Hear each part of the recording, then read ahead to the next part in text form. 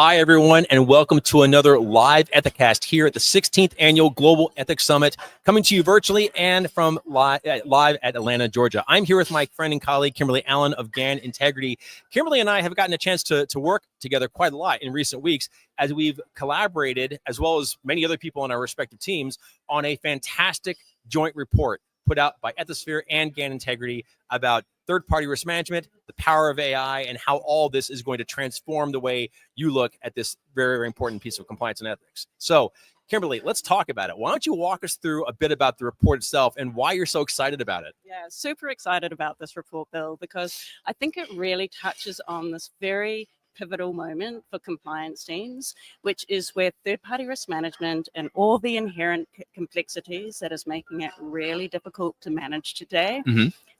With AI finally coming into its own in terms of being able to address many of these challenges, with sort of the added layer of AI governance sort of really all come together in terms of something that all third-party risk managers should be looking at today. So. Yeah. You know, one of the things in the report that I thought was especially fun to explore was the changing nature of third-party risk management and why it's putting so much pressure on ethics compliance professionals. And I know the report gets into that a little bit.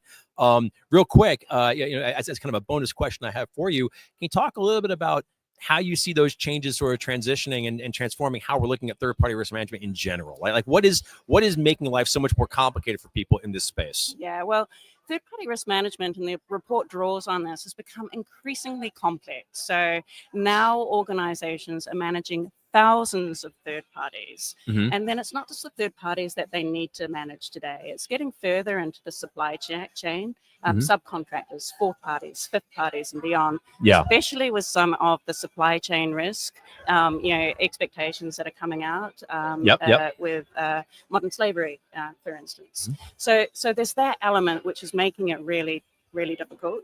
So vast complex webs of third parties.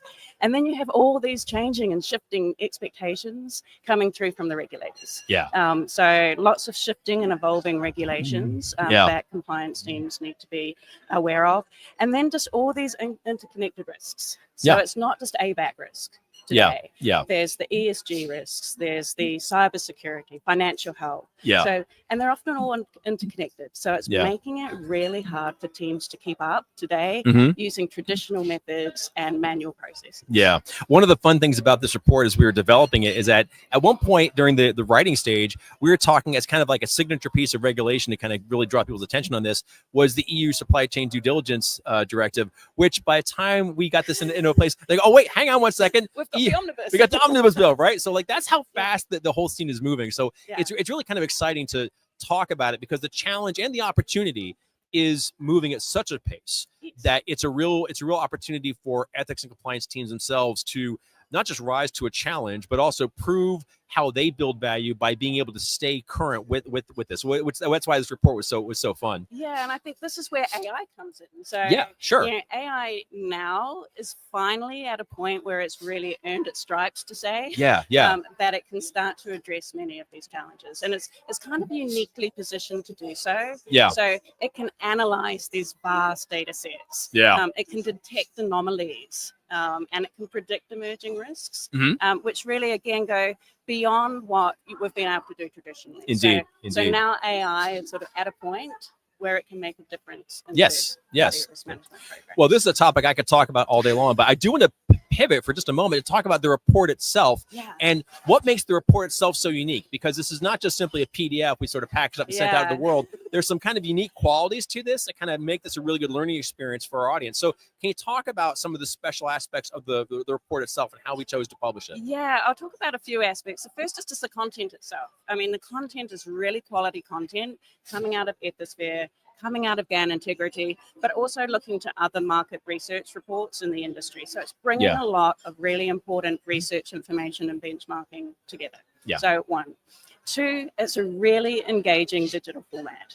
So, and when I say engaging, I mean engaging. I mean, readers can go in, for instance, and take part in polls Yep. that are embedded in the report. And this is really important. Add your voice. The more people we have adding their voice to these polls, Right, the richer right. information we give. And there's polls like, how far down your supply chain do you do due diligence? That comes up a lot. Yeah, sure. What kind of AI use cases are you contemplating in your program today? And again, if you see what your peers are doing, it can trigger ideas, or it can help you prioritize what you're going to do with your own AI risk cases. Yeah, indeed. So I guess the big question I have for you, and well, let me back up for a second. I do want to point out, just again, you mentioned the polling in the report. The polling it's live right now, right? So if you're able to get a copy of this report, and we're going to give you, we're going to show you how you can in just a second. But when you get that, jump into the polling, because that data is live and it keeps living. So it's not just a once and done poll thing. It's a live module within the report. And so that's going to create that value going forward. Absolutely. And that's the other beauty of the report. It's not the static document. Another unique thing about the report is the links out to all this valuable content from Ethisphere and from GAN Integrity, so you can dive in deeper and get practical resources to help you in your programs. Indeed. And then, the final piece is it is a living, breathing document. As we get poll results in your little application for Ethisphere, there's polls. Yep. Those that are on third-party risk management topics, we'll bring in the data from that and drop it in. So again, it goes beyond what we publish today. Yeah. And it lives on and breathes on, and you're a part of it, which makes it such a great report. Indeed. Let me ask you about calls to action and next steps. So when somebody goes through this report, and there's so much to it, from the position of an expert in the field yourself and a content creator, what would you like to see readers do when they get to the end of this report? Like, how can they take what we learn in this and move it forward and operationalize it into their own program as well? Yeah, I'm going to start with how you get the report. Yes, please do. That's a good start. So at the GAN Integrity stand, you will see these little QR codes, and you can download it there. And it will be on the resources page at Ethisphere as well. So easy to access. First thing. So the second thing is, I'd really, encourage you to go in and contribute your voice. So engage in the polls, and then give us feedback on it. We can continually improve it as well. But then also think about your own third-party risk management programs and consider what practical application of AI can help in your programs. But then also there's some interesting cautions in the report as well in terms of AI governance. And it's really important not to neglect that. So I think that's the other thing. It gives some important considerations and food for thought in terms of, okay, what do I need to be considering, when I'm thinking about, if I'm bringing in AI, what are the governance implications I need to be thinking about as well? Yeah. And if I can embarrass you for a moment here while we're face to face, I'll say, one of the things about the report that for me was particularly gratifying to work on is that, the last, 12, 18 months have been so dominated by AI as a talking piece across the board, but very much in compliance and ethics, and trying to figure out, okay, how do we make use of this technology in a meaningful way?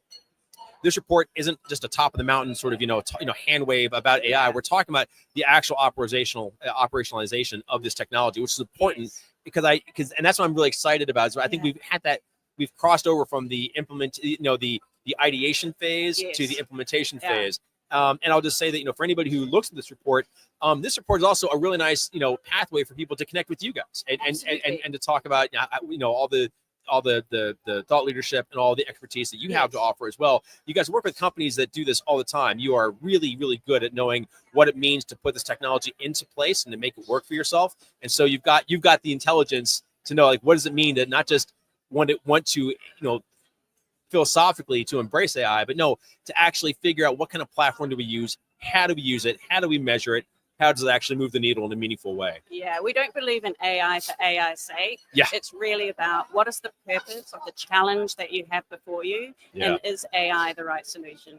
And come to our stand, because we do have some very innovative AI solutions that help with third-party risk management, particularly Yes. in due diligence, which Yes. is a particularly aligned application for AI, just, sifting through vast amounts of data, structuring and organizing it, so really thinking about screening, due diligence reports and ongoing monitoring. But again, come and talk to us. We work with many leading companies on their third-party risk management programs, and would love to be talking to you as well. Indeed. Well, Kimberly, thank you so much for joining us on the Ethicast today. It's a delight seeing you here at Global Ethics Summit. For everybody who's here live, GAN Integrity has got a magnificent booth here in the Community Expo Center. You can hear the sound in the background. The energy is off the hook. It's fantastic. But this will also not be the only time that GAN appears on the Ethicast during the show. So I'm looking forward to seeing you and your colleagues return to the show. Coming on as well. We've got so much to talk about. Programs. We've got Karen Moore, who's on our board of directors. So just great insights coming your way. Really excited about the program here at Ethisphere. It really is knocking it out of the park. So. Well, thank you so very much. Great to see you. Thank you. Bye, everyone. We'll see you soon. Bye.